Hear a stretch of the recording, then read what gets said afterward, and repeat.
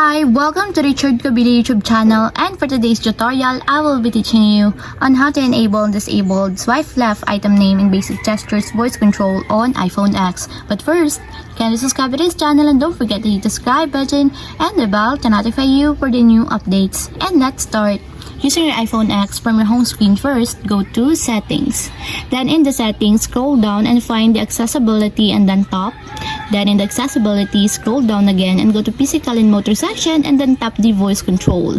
Then in this part, in the Voice Control, go to this section and then tap the Customize Commands. Then in the Customize Commands, tap the Basic Gestures.